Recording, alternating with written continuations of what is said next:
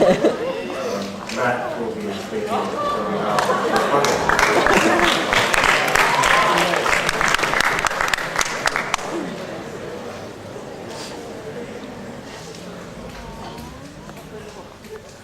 Dear Mrs. Pucket, my grade 10 biology teacher. I learned it all from that woman. Mitosis, endoplasmic reticula, Pucket squares. These are but a few of the things Mrs. Pucket has taught me that I know the names of, but still don't understand. When Mrs. Pucket first asked me to write this speech on what I believe was the second day of this school year, I accepted the task knowing that the early notice would be best used to get a head start on perfecting these final words which would signify her passage out of International School Bangkok. And so I went home, sat down, and composed this last night.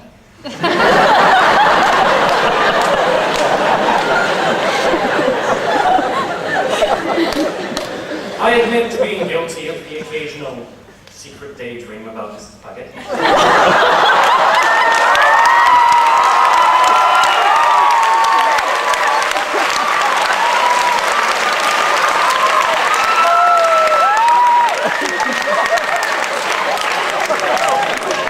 We would be prancing merrily through a grassy island, and the warm, gentle springtime sun. I would scoop up a quaint, innocent bouquet of fragrant wildflowers and sheepishly giggle as I presented them to her. And she would return said giggle, lean over, and kiss me on the nose as one would. These daydreams always ended the same way, with Mr. Pucket and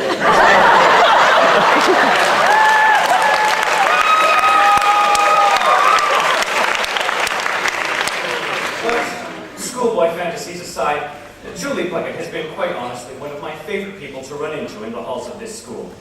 With her warm mother's smile and her cute little husband.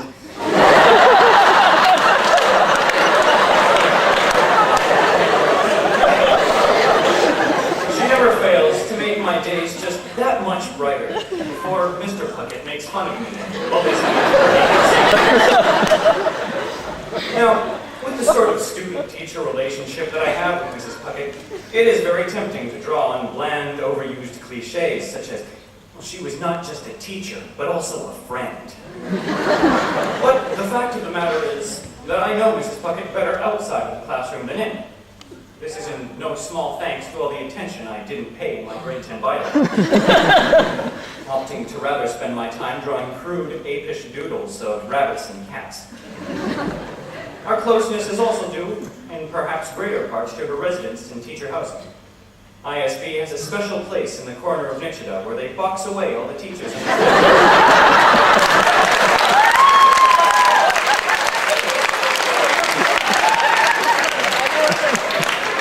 Hidden out of the view of all the families of oil companies who inhabit more luxurious parts of Nichida. Never forget that we don't exist. As the child of a teacher, I have lived in proximity to the Puckets and count myself very lucky for that.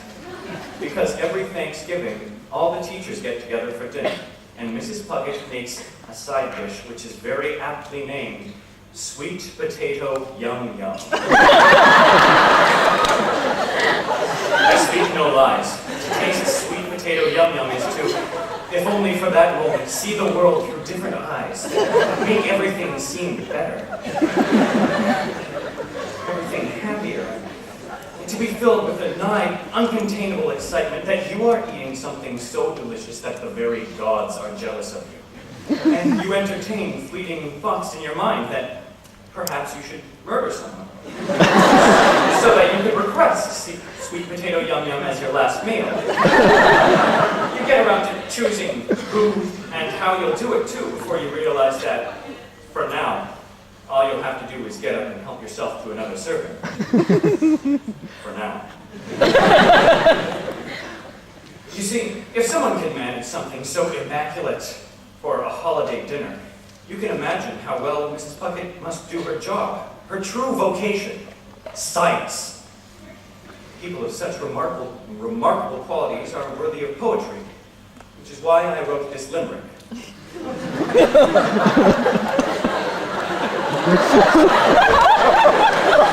There once was a teacher named Pucket. I'm sorry, the teacher ran out of ink here.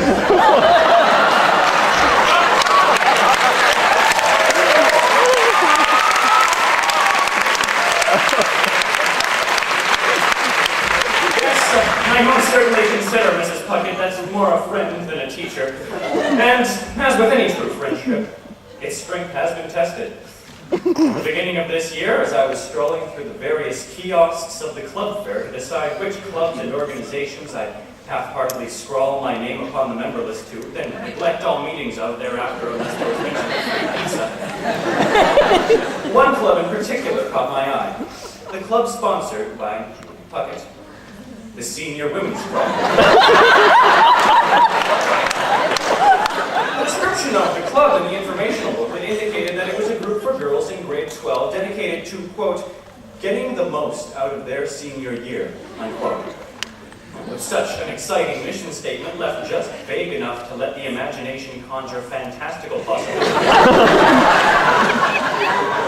I made it my personal duty to get as close to joining this club as I could, so that I might have but a glimpse at what it might be like to be one of these privileged senior women.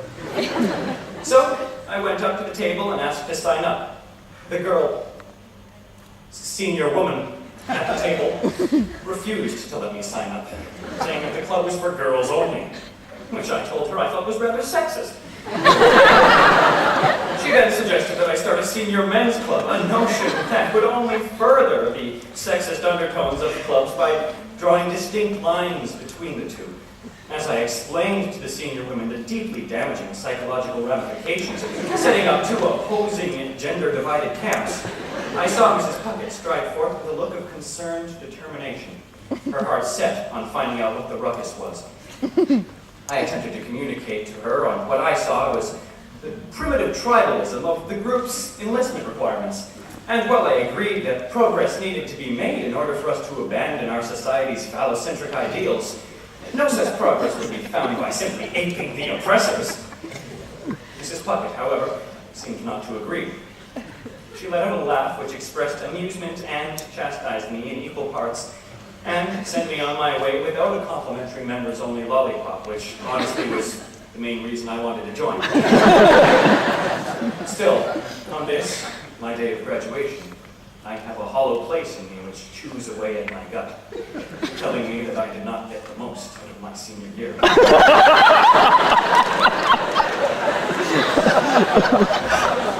more I think about it, the less it matters, because I know Julie Pucket.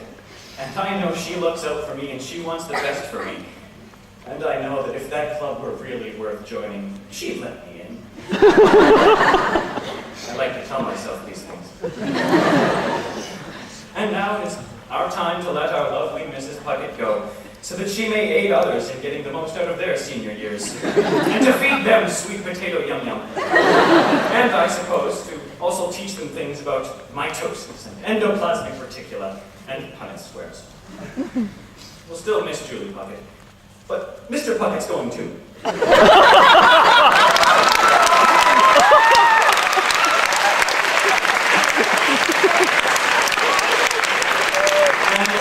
it is with half excitement and half fear that I entertain the notion that I'll see them around someday in an Irish meadow.